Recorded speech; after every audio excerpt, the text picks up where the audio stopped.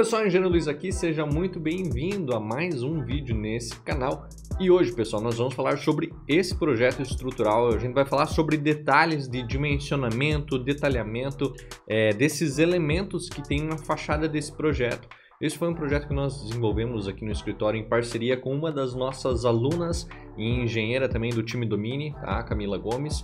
Esse projeto veio para nós lá do Piauí, lá de Teresina, e a gente desenvolveu aqui no escritório, tá? São vários detalhes de dimensionamento manual que a gente precisou fazer nesse projeto estrutural, tá? É um sobrado, mas enfim, ele tem vários detalhes na fachada, elementos inclinados, viga trapezoidal, enfim. Hoje eu vou mostrar para vocês esses detalhes, tá? Principalmente esse detalhe aqui na fachada, que é o nosso foco do vídeo de hoje, tá? Onde eu vou mostrar para vocês como que a gente fez o dimensionamento, o detalhamento também, e as verificações desse elemento aqui com essa seção nada convencional, digamos assim. Então, pessoal, já se inscreve nesse canal, já deixa o seu like também, tá? Deixa seu comentário aqui embaixo para que a gente possa cada vez mais trazer mais conteúdo sobre projetos estruturais, tá bom? Pessoal, lembrando, esse aqui foi um dos projetos os últimos que a gente desenvolveu aqui no escritório, tá? Então, o que de cara aqui a gente tem no projeto estrutural que a gente precisou avaliar também com o projeto arquitetônico, tá? Então, aqui na nossa fachada, a gente tem esse elemento aqui inclinado, tá? Que é eu vou chamar aqui de viga trapezoidal, tá, pessoal? Viga trapezoidal, onde a gente precisou modelar isso aqui e fazer o dimensionamento, tá? Mas aqui eu quero atentar com vocês algumas situações. Por quê? Esse elemento aqui, a gente precisa, digamos assim, avaliar sempre no projeto arquitetônico.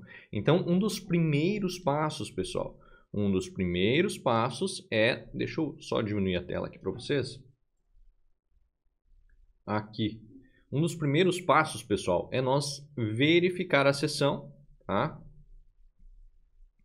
Verificar a seção no projeto arquitetônico. Por quê? Porque é no projeto arquitetônico que vai ter todos os detalhes de como que vai ser a dimensão final desse elemento. Então, se nós avaliarmos aqui no projeto arquitetônico, esse mesmo em questão, nós já temos aqui um detalhe, tá, relacionado a essa seção da fachada. Aqui, nesse projeto arquitetônico, não está especificado se é para fazer em concreto armado, se é para fazer em placa cimentícia, se é para fazer em EPS. Mas, em conversa com o arquiteto, em conversa também com a Camila, que era a responsável do projeto estrutural, foi definido que ia ser feito esse elemento aqui, tá? Deixa eu voltar aqui. Então, esse elemento seria feito em concreto armado, tá? Aqui nós faríamos também uma laje de apoio, tá? Do patamar também. E aqui nós iríamos fazer um fechamento ou com alvenaria ou com placa cimentícia, tá? Mas no cálculo a gente considerou como se nós estivéssemos aqui com uma alvenaria.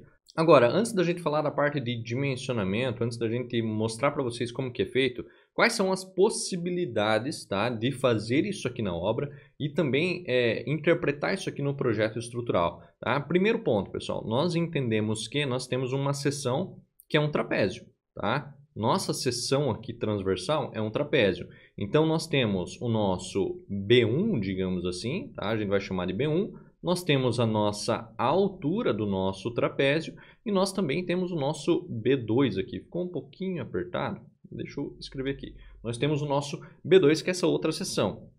Então, aqui nós teremos, digamos, o nosso centro geométrico do nosso trapézio. Agora, nós temos algumas possibilidades, porque isso aqui não precisa ser apenas de concreto armado, todo maciço, tá? Porque isso aqui vai ter digamos assim, um peso linear que vai ser muito grande para uma seção de concreto armado. Mas claro que isso a gente precisa verificar sempre no projeto arquitetônico e qual que é o acabamento que o arquiteto quer, que o construtor quer ou até mesmo que o proprietário quer. Claro que nós, como engenheiros estruturais, nós precisamos, digamos assim, mostrar soluções diferentes também para que a gente possa tomar uma decisão em como que isso vai ser executado, tá? Porque isso aqui a gente não pode deixar para definir lá na hora da execução. A gente precisa definir isso já no projeto arquitetônico para que de fato a gente possa fazer o dimensionamento no nosso projeto estrutural. Então, uma das primeiras opções que nós tínhamos aqui é fazer o seguinte.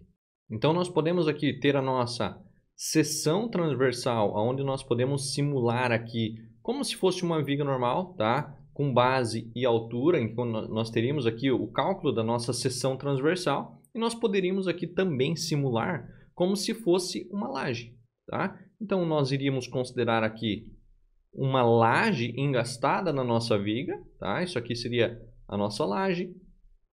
Essa aqui seria a nossa viga, que teria base e altura, uma seção retangular, tá? E aqui nós poderemos fazer um enchimento, tá, pessoal? Aqui poderia ser um enchimento ou de EPS ou com uma placa cimentícia, tá? Então, por exemplo, se nós formos considerar aqui um enchimento com EPS, nós vamos lá na 6120, tá? Verificamos lá na tabela 7, tá? Tabela 7, nós vamos verificar qual que é o peso do EPS por volume, tá? Lá na tabela 7 da 6120, versão 2019, nós temos que o EPS, tá? É de 0,3 kN por metro cúbico, tá? Isso aqui vai dar 30 kg por metro cúbico. Então, por exemplo, nós, como engenheiros estruturais, nós podemos dar esse tipo de solução também para ter esse acabamento final, tá? Agora, pode também ser de uma outra forma, tá, pessoal? Nós podemos fazer isso aqui dessa maneira aqui, tá? Temos o nosso trapézio, temos a nossa viga normal aqui, tá? Com base e altura, isso aqui a gente daí precisa definir no projeto estrutural na parte de dimensionamento, e nós podemos fazer toda essa seção aqui em EPS, tá? Lembrando que esse carregamento aqui, possivelmente ele vai gerar um momento fletor, um momento torsor na nossa viga que a gente precisa verificar, tá? Esse outro carregamento aqui também, tá? Aqui, digamos assim, é mais fácil da gente simular, digamos assim, o nosso momento torsor, porque esse carregamento em EPS de 0,3 kN por metro cúbico, a gente joga um carregamento diretamente na nossa laje que vai estar engastada na nossa viga, tá? Esse outro modelo aqui, dependendo do software, por exemplo, no Eberic não tem como nós lançarmos momentos fletores aqui diretamente na viga ou uma torção, tá? Então, esse carregamento do EPS nós iríamos lançar uma carga linear, digamos assim, na nossa viga e dessa forma a gente vai fazer o dimensionamento, tá? Então, nós precisamos entender que esse EPS, esse tipo de acabamento vai gerar uma sobrecarga na nossa viga e que nós precisamos considerar isso na nossa estrutura. Não podemos deixar para definir isso lá na hora da execução ou modificar o projeto estrutural lá na hora da execução, tá? Porque isso vai gerar esforços e precisa ser considerado, tá? Levando em consideração que aqui a gente tem uma grande área de seção transversal que vai também gerar um custo maior, digamos assim, uma quantidade de materiais maior que a gente precisa considerar isso no resumo de materiais também, tá? Então, por exemplo, Luiz, não quero fazer em concreto armado, eu quero fazer em enchimento em PS. É dessa forma que a gente faz, tá? Considera o peso linear, verifica isso junto com a viga. Claro que o EPS é muito leve, então vai ter pouca diferença, mas precisa ser considerado, tá? Agora, e se nós precisamos considerar isso aqui como sendo uma seção realmente de concreto armado? Como que nós vamos fazer isso aqui? Então, vamos lá. De novo, nós temos a nossa seção aqui transversal, tá? Em que nós temos o trapézio, tá? Temos o nosso B1, temos o nosso B2 e temos a nossa altura total aqui. O primeiro ponto que a gente precisa levar em consideração, pessoal, e nós precisamos entender isso aqui, é que esse elemento aqui, dificilmente nós vamos conseguir encontrar aqui uma linha neutra à mão, digamos assim, porque é um elemento diferente, digamos assim. Mas nós precisamos entender que nós temos compressão e nós temos tração. Levando em consideração essa seção, que é um trapézio, nós já entendemos que nós temos uma grande área de compressão aqui. E nós precisamos entender isso, entender o funcionamento da peça a partir do momento que ela tem uma flexão, tá? Então nós temos a nossa linha neutra sim, nós temos a compressão, nós temos a tração. Então nós precisamos dimensionar esse elemento a partir dos esforços que vão atuar nessa estrutura, tá? E cada caso vai ser um caso, pessoal. Por quê? Nesse projeto estrutural em questão, não tem parede, é apenas o peso próprio do elemento, o peso próprio da cobertura, enfim. Agora, existem outros elementos que vão ter carga de parede, vão ter carga de laje, vão ter... Enfim, então cada caso vai ter o seu esforço, cada caso precisa ser dimensionado e não tem um padrão, digamos assim, porque cada esforço vai determinar a quantidade de aço que existe nesse elemento. Mas nós não podemos esquecer que nós temos o nosso AS mínimo a seguir pela 6118. Então, automaticamente, nós vamos sim fazer o dimensionamento pela 6118 a partir da seção transversal, a partir do AS mínimo, da armadura mínima que precisa para essa seção. Então, consequentemente, agora vem algumas dúvidas, tá? Porque como que nós vamos dimensionar isso aqui? Como que nós vamos verificar isso aqui?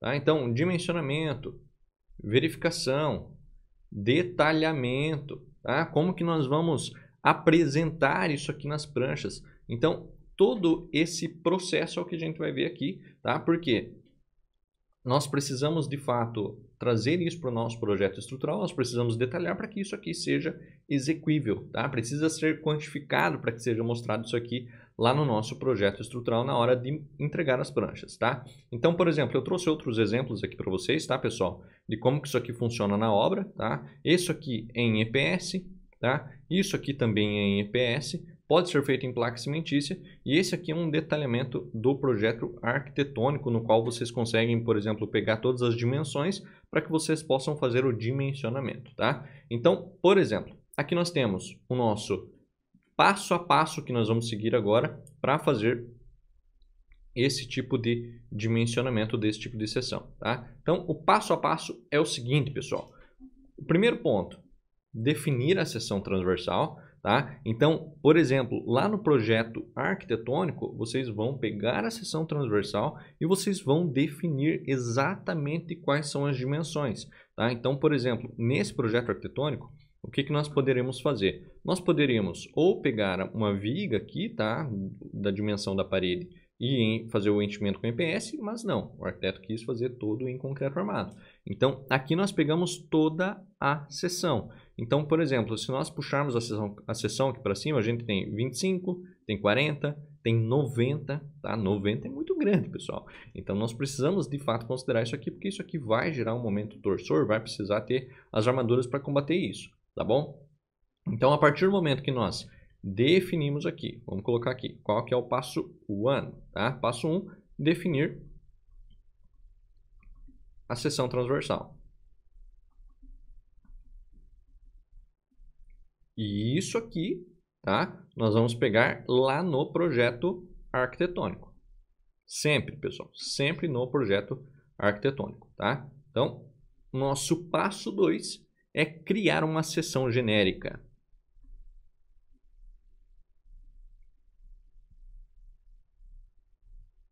Como assim, Luiz? Criar uma seção genérica. A seção genérica, pessoal, nós vamos aqui no EBERIC, tá? Então, aqui nós já temos o nosso projeto estrutural. A seção genérica a gente vem em estrutura, sistemas, em elementos genéricos, tá? Aqui em elementos genéricos, depende o tipo do elemento, tá? A gente vai definir, por exemplo, vamos vir aqui em concreto, na família C, seção C simples, e aqui a gente tem o nosso elemento genérico que a gente considerou aqui como o nome de volume, digamos assim, tá? Então, vocês pegam essa seção que vocês definiram no projeto arquitetônico, vocês vêm aqui no EBERIC, tá? Estrutura, sistema, elemento genérico, e aqui vocês definem a seção do elemento a partir do projeto arquitetônico, tá? Digamos assim, nessa parte de definição de seção, o EBERIC já faz as propriedades automaticamente. Então, aqui já tem a área do elemento, já tem a inércia flexão, tá? Tanto em X quanto em Y. Tem o produto da inércia torção também, para que vocês... Luiz, encontrei um método aqui para fazer o dimensionamento manual. Vocês já têm os dados aqui da seção a partir do projeto arquitetônico, a partir digamos assim, das propriedades do elemento que vocês definirem aqui, tá? E aqui, enfim, vocês fazem essa relação aqui das dimensões dos elementos que vocês vão fazer o dimensionamento, tá? Então, por exemplo, ó, aqui já tem o mesmo elemento que a gente tem lá, tá? Tem 90, tem o nosso H1 aqui, que a gente colocou de 401 porque a gente precisa fazer algumas verificações aqui, que um elemento tem que ser maior que o outro, enfim, tá? Aqui vocês precisam, digamos assim, mexer, conseguir interpretar isso aqui, todos esses dados, para que vocês consigam, de fato, fazer o desenho aqui da seção transversal de vocês, tá? Então, depois que a gente define a seção transversal, cria a seção genérica, tá? Lá dentro do do Eberic.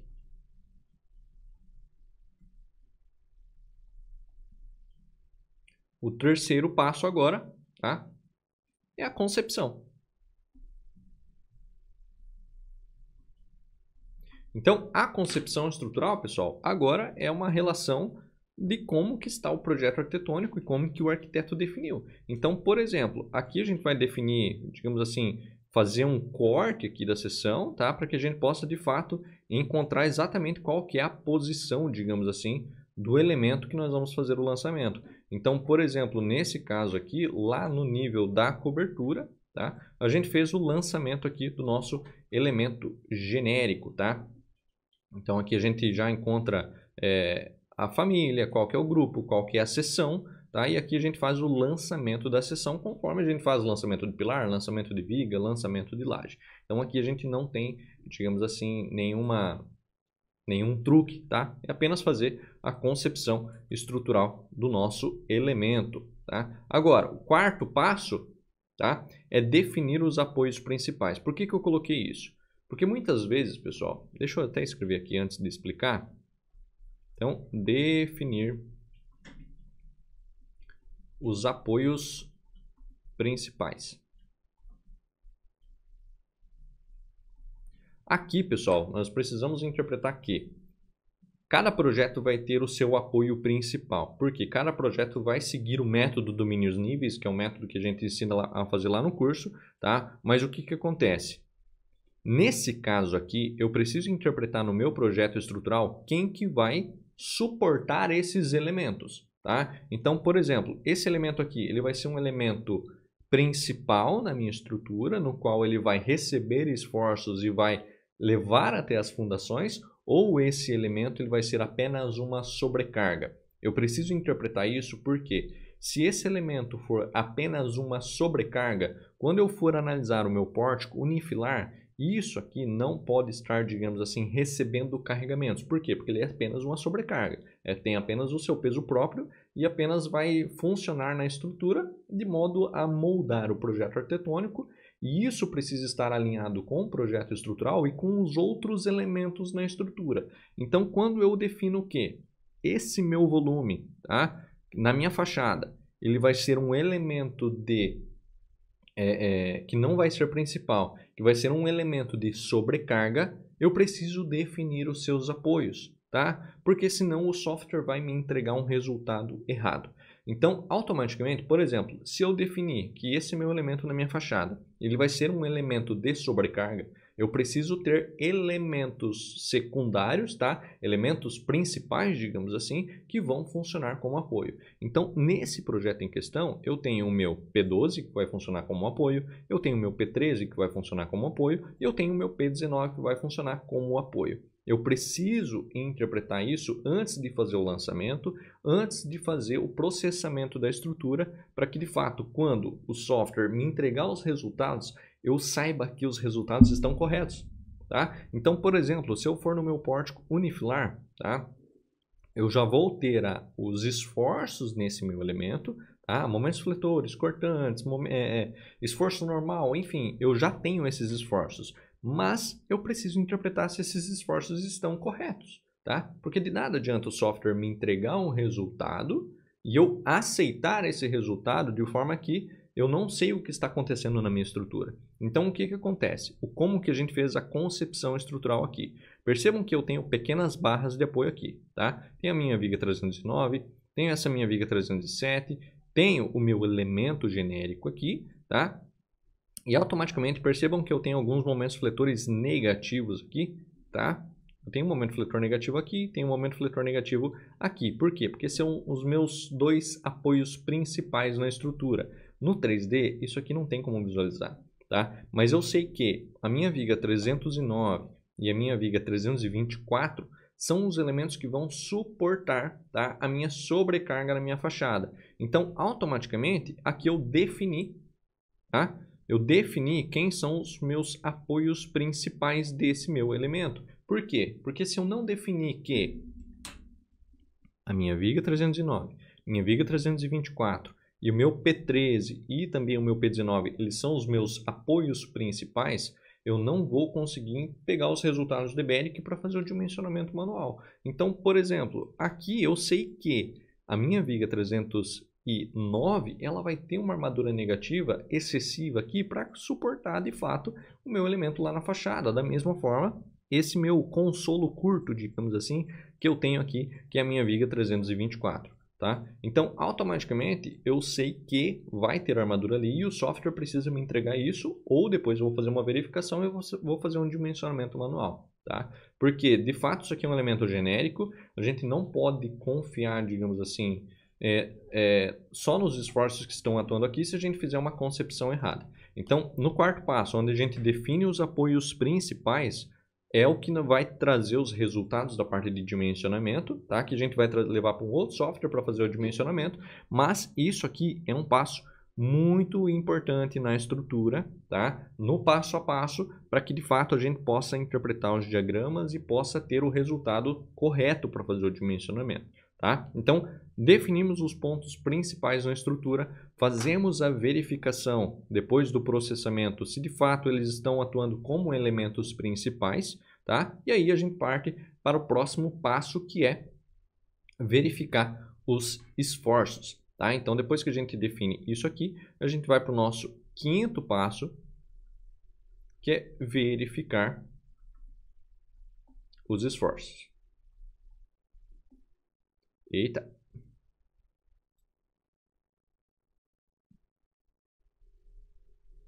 Tá? E aqui, pessoal, a gente vai falar de momento fletor, tá? Esforço normal, tem o cortante, tá? Enfim, tem várias situações aqui que a gente precisa fazer verificações. Então, como que a gente encontra isso, tá? Então, nós podemos pegar os esforços tanto aqui no pórtico unifilar, tá? Onde a gente consegue encontrar aqui os momentos fletores, e também nós podemos pegar esses esforços aqui na parte de estrutura, relatórios e aqui vigas genéricas. Tá? A partir do momento que você tem as vigas genéricas aqui nos dados, digamos assim, no relatório dos esforços, você consegue encontrar aqui, por exemplo, dados da viga G1. Tá? E aí você precisa verificar lá dentro do projeto estrutural. Então a gente tem em cada trecho aqui qual que é a cortante, tá? Qual que é o momento fletor, qual que é o momento torsor. E isso aqui a gente faz o dimensionamento num outro software a partir desses dados, tá? Então, tanto aqui no pórtico unifilar, tanto no relatório você pode pegar esses dados, tá? Então,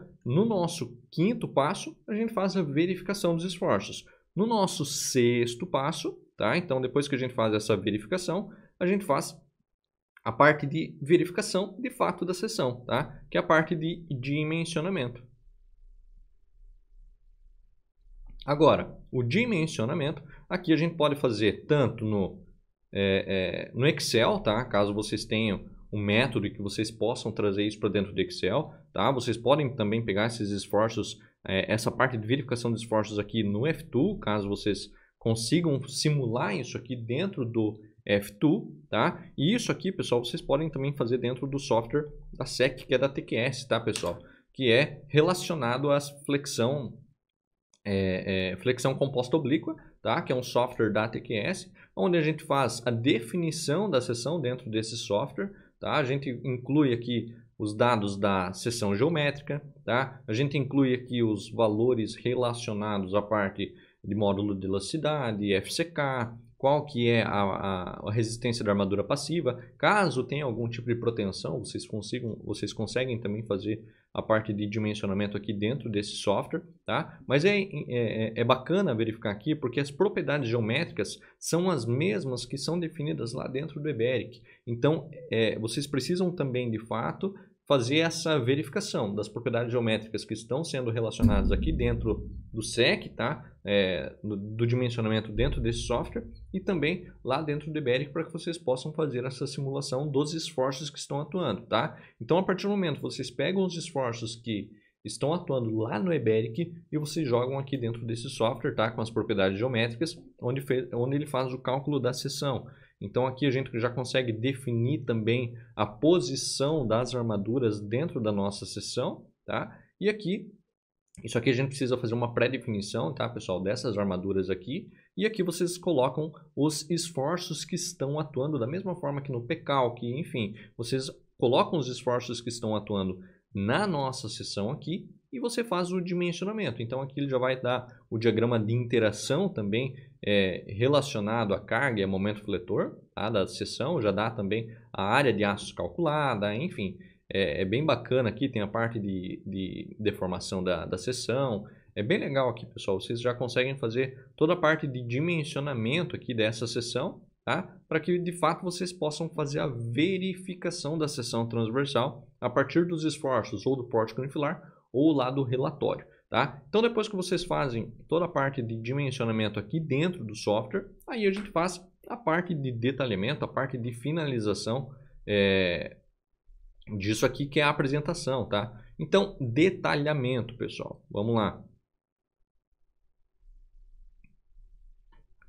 Detalhamento, isso aqui, pessoal, pode ser feito tanto no KeyBuilder, tá? Para quem é mais das antigas aí e ainda tem, pode ser feito no KeyCAD, tá? Pode ser feito no AutoCAD, aí é um detalhamento manual, quantitativo manual, enfim, isso aqui precisa de fato ir lá para o quantitativo final, tá? Então, parte de detalhamento, KeyBuilder, KeyCAD, AutoCAD, aqui a gente faz também algumas situações relacionadas também a CorelDRAW, tá? Posso mostrar aqui para vocês na parte do detalhamento como que isso aqui foi entregue. Então aqui a gente tem o nosso projeto estrutural, a parte de detalhamento, tá? Então foi ajustado aqui a parte do 3D, tem alguns outros detalhes aqui que eu posso comentar com vocês também, tá? Mas aqui, ó, por exemplo, isso aqui é um detalhamento que a gente faz lá dentro do CorelDRAW, tá? Para que fique mais fácil também de visualizar lá dentro do projeto estrutural. Tem a parte dos cortes, tá? Que é muito importante que esteja também compatibilizado com o projeto arquitetônico, para que de fato não tenha erros na hora da execução da obra, tá? Então a parte de detalhamento, pessoal, o KeyBuilder, KeyCAD, AutoCAD, CorelDRAW, o que eu dou de dica, digamos assim, que pode ser feito, tá? Tanto para a parte de verificação, tanto da parte de detalhamento. Faz a definição da seção transversal retangular, digamos assim, tá? Faz o dimensionamento como se fosse, por exemplo, aqui no Eberic, tá? O que pode ser feito? Faz o dimensionamento considerando, digamos assim, os carregamentos do restante da seção transversal. Então, por exemplo, faz o lançamento de uma seção retangular, tá? Atribui o carregamento de uma seção triangular, digamos assim, na seção, tá? Então, a partir disso, o que vai acontecer? Você vai encontrar as armaduras, tá? De uma seção retangular. O software vai fazer o detalhamento disso aqui, e isso aqui depois você faz uma modificação, tá? Lá no detalhamento, e até para que você pegue essas armaduras aqui, tá? Então, por exemplo, encontrei essas armaduras aqui no dimensionamento da viga com seção transversal normal, tá? Que é o que o software faz o dimensionamento. Essas armaduras você vai atribuir aqui, tá? No SEC aqui, que é a parte de verificação da seção transversal normal. Então, por exemplo, aqui o que eu faço agora? Eu defino uma armadura construtiva, tá? Defino uma armadura construtiva aqui. Então, por exemplo, vamos supor que a armadura construtiva vai dar mais 2 barras aqui, uma barra no meio aqui, tá? E isso aqui eu vou juntar com a seção transversal normal. Então, essa seção agora é a que eu vou fazer a verificação com novos esforços, tá? Aqui dentro do SEC. Então, essa nova seção vai me gerar outros esforços, enfim, eu vou precisar verificar quais são os momentos fletores que agora vão atuar nessa seção para que eu possa fazer a verificação. E eu faço o detalhamento a partir da seção transversal retangular que eu já tinha definido lá no início. Então, automaticamente, agora eu vou incluir mais 2 barras, tá? Digamos assim, nesse nosso exemplo aqui, em que eu tenho a minha barra 1 e a minha barra 2, tá? E aqui na minha seção positiva, digamos assim, eu vou ter mais uma barra aqui na seção transversal. E, enfim, aqui eu acabo atribuindo também mais um estribo suplementar, digamos assim, tá? Mais um estribo, opa, deixa eu subir aqui.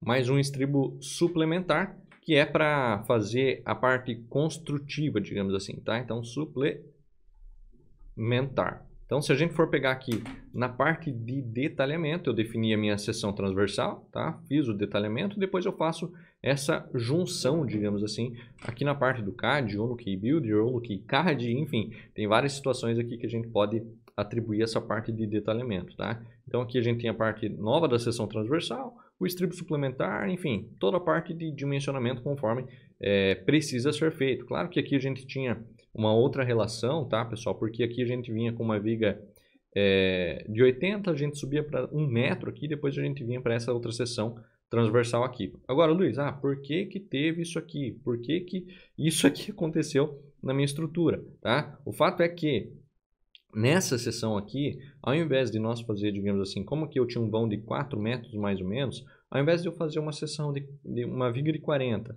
depois fazer uma outra viga de 40 para fazer o fechamento da cobertura, a gente optou em fazer uma viga um pouco maior aqui, porque na fachada nós tínhamos essas duas lajes aqui que precisavam ser engastadas na estrutura. Tá? Então, esse é o único motivo da gente ter essas vigas intermediárias aqui na estrutura, tá? Para que a gente possa fazer esses detalhes aqui na fachada. Aqui do outro lado também tem outros detalhes, tá?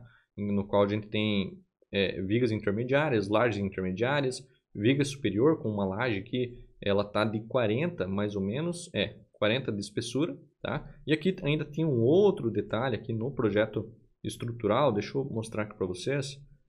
Aqui, ó. Então a gente tinha duas lajes, digamos assim, na mesma viga, então a gente precisou fazer, aqui tem um corte da seção, tá? A gente precisou fazer isso aqui também para fazer o detalhamento da parte do projeto arquitetônico. Claro que nós poderíamos também fazer uma seção transversal aqui, fazer o dimensionamento de uma seção transversal normal, da mesma forma, tá? Pode ser feito também. Então, mas o que eu queria trazer para vocês é esse detalhe aqui que vocês precisam verificar, tá? O passo a passo, digamos assim, de como que a gente faz isso, tá? Para que de fato vocês possam também fazer um projeto de vocês, tá? Excel, F2, Eberic, CorelDRAW, o que a gente tem mais aqui?